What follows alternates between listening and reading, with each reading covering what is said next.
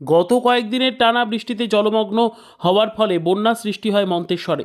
এই বন্যা পরিদর্শনে কালনা মহকুমা শাসক শুভম আগরওয়াল।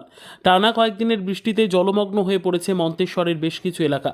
তার ফলে কয়েকটি জায়গায় বৃষ্টির জল জমে বন্যা সৃষ্টি হয়। বুধবার বিকেলে মন্তেশ্বরের বন্যা পরিস্থিতি দেখতে উপস্থিত হন কালনার মহকুমা শাসক শুভম আগরওয়াল ও কালনার SDPO Rakesh Chowdhury, BDO Sanjay Das, joint BDO Somnath Sau, Manteswar থানার আইসি বিপ্লব কুমার পতি, মাঝের গ্রাম পঞ্চায়েতের প্রধান লাজিফা খাতুন লায়কে সঙ্গে নিয়ে মাঝের গ্রাম পঞ্চায়েতের সিহিগ্রাম ভেলিয়া প্রভৃতি গ্রাম পরিদর্শন করেন। মাঝের গ্রাম পঞ্চায়েতের সিহিগ্রাম পাকা রাস্তার ধারে বাড়ি জলমগ্ন হয়ে থাকা 3টি পরিবারকে নিকটবর্তী শিক্ষা নিকেতন স্কুলে পঞ্চায়েতের তত্ত্বাবধানে রাখার ব্যবস্থা করেন।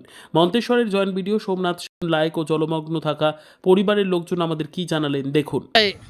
আপনাদের এখানে কারা এসেছিল আপনাদের বাড়িতে? ওখানে এসেছিল, ভিডিও এসেছিল, এসডিও এসেছিল, মানে আইসি এসেছিল।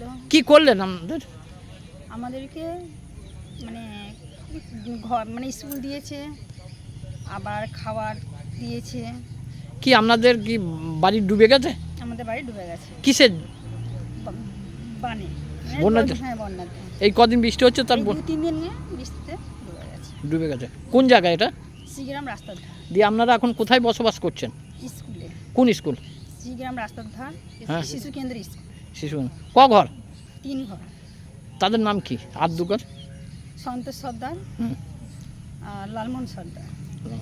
কজন ব্যক্তি আছেন এই স্কুলে? মানে আমরা 6 জন আছি। 3টে ফ্যামিলি 6 জনা। 3টে ফ্যামিলি 6 জন। তা আপনার কি নাম? সুজাতা নাইয়া। সুজন। বাড়ি এখানেই? বাড়ি এখানে। আচ্ছা, পঞ্চায়েত থেকে কি কি পেয়েছেন এখনো পর্যন্ত? কি কি পেয়েছেন? চাল, তিরপল, এসব পেয়েছেন?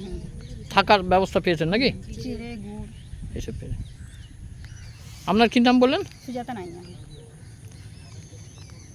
এতে আপনারা খুশি? খুশি। আজকে আমরা মাঝের গ্রাম পঞ্চায়েতের বিভিন্ন গ্রামে, সিহিগ্রাম, ভেলিয়া, এই সমস্ত গ্রামগুলোতে বন্যা পরিস্থিতি পরিদর্শন করতে এখানে আসা হয়েছে। মানে কি দেখলেন এখানে? আমরা দেখলাম কিছু পরিবার আছে যারা মানে পিডব্লিউডি রাস্তার ধারে বসবাস করতো, তো তাদের ঘরে মানে জল উঠে গেছিলো। তো তাদেরকে আমরা নিকটবর্তী স্কুলে তাদেরকে এখান থেকে স্থানান্তরিত করে নিয়ে যাওয়া হয়েছে। তাদের জন্য আপৎকালীন যে রান্নাবান্নার ব্যবস্থা বা চাল ডাল যে সমস্ত আছে সেগুলো দেওয়ার ব্যবস্থা করা হয়েছে, এবং তাদেরকে মানে আরও বিভিন্ন ধরনের যে সমস্ত পরিষেবা আছে গ্রাম পঞ্চায়েত প্রধানকে বলে সেই ব্যবস্থাগুলো দেওয়া হয়েছে। কটা বাড়ি? 3টে ফ্যামিলি আপাতত আমরা রেস্কিউ করে সিহিগ্রামে নিয়ে যাওয়া হয়েছে। তাদেরকে মানে মানে কদিনের জন্য ওখানে রাখা হয়েছে? আপাতত তো এখানে সেভাবে বন্যা পরিস্থিতি অতটা গুরুত্বপূর্ণ হয়নি, তো এই মুহূর্তে ইমিডিয়েট যতক্ষণ না ওদের বাড়িতে জলটা নামছে সেই ততদিন অবধি আমরা এখানে রাখার ব্যবস্থা করি। কে কে এসেছিলেন? এখানে এসেছিলেন এসডিও স্যার এসেছিলেন, এসডিপিও স্যার এসেছিলেন, বিডিও স্যার ছিলেন, এছাড়া আরও ইরিগেশন দপ্তর থেকে এসেছিলেন, এবং আমাদের ইঞ্জিনিয়ার উনিও এসেছিলেন, ডিজাস্টার ম্যানেজমেন্ট থেকে বিডিএমও স্যার এসেছিলেন। আর সিগান ছাড়া অন্য জায়গায় যে কোনো জায়গায় গিয়েছিলেন সেখানকার পরিস্থিতি কি?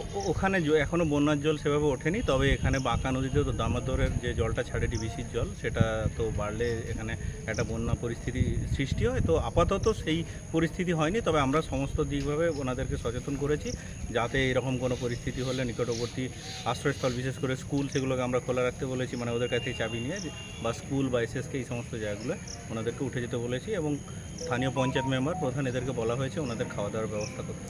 সেখানে যে বাড়ি 3টে মানে উঠে এসেছে, উঠে স্কুলে ব্যবস্থা করেছেন, ওই জল কি জমা জল নাকি না কোনো ক্যানেল বা বৃষ্টির জমা জল? কারণ রাস্তার ধারে ওনারা বসবাস করতেন, জমি যে জলটা জমেছে সেখান থেকে আপাতত ক্যানেলের যে জলটা ওভারফ্লো হয়ে আছে সেই পরিস্থিতি তৈরি হয়নি এখন।